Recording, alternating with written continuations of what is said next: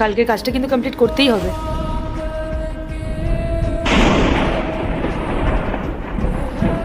এই কি করছিস তোরা এখানে? গাড়ির ভেতর থেকে চুরি করার ধান্দা, তাই তো? না না স্যার, এইসব আপনি কি বলছেন? আমার স্বামী চোর নয়। তাই নাকি? চোর না হলে এভাবে গাড়ির মধ্যে উকি মারছিলি কেন? আসলে স্যার আমরা আসলে কি তোরা নিশ্চয় সুযোগ খুঁজছিলি কিছু হাতড়ানোর। দাঁড়া, আমি এক্ষুনি পুলিশকে কল করছি। না না ম্যাডাম, আপনারা ভুল বুঝছেন, আমরা চোর নই। আর আমাদের দেখে কি আপনাদের চোর মনে হচ্ছে?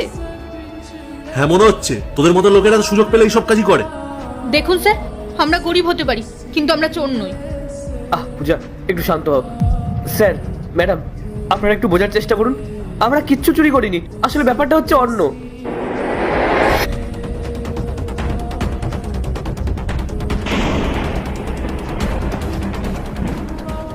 কি গো, দেখো ওই লোকটা ওখানে কি করছে? সর্বনাশ, ও মনে হয় নিঘাত চুরি করছে।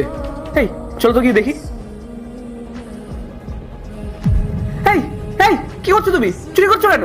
ছাড় ছাড় বলছি আমাকে। ছাড়ো মানে? দাঁড়াও, আমি লোকজন ডাকছি। হ্যাঁ হ্যাঁ, লোকটাকো লোকটাকো। চোর, কে কোথায় আছো? চোর চোর চোর। চোর যা, পালিয়ে গেল।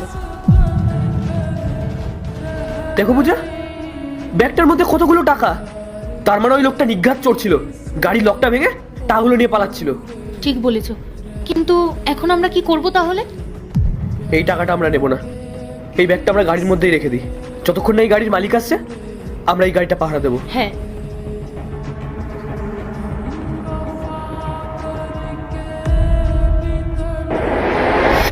স্যার আমরা চুরি করতে আসিনি, চুরি তো অন্য কেউ করতে এসেছিল। এই দেখুন, আপনার গাড়ির লকটাও ভেঙে দিয়েছে। আমরা চোরকে দাঁড়িয়ে ওই ব্যাগটাকে বাঁচিয়েছি। ম্যাম, স্যার আমরা এই শহরে নতুন এসেছি, আমাদেরকে এখানে কেউ চেনে না। আমরা চাইলেই এই ব্যাগটা নিয়ে পালিয়ে যেতে পারতাম, কেউ আমাদের ধরতে পারতো না। অথচ আপনারা আমাদের কোনো কথা না শুনে আমাদের চোর অপবাদ দিলেন, আমার স্বামীকে ধাক্কা মারলেন।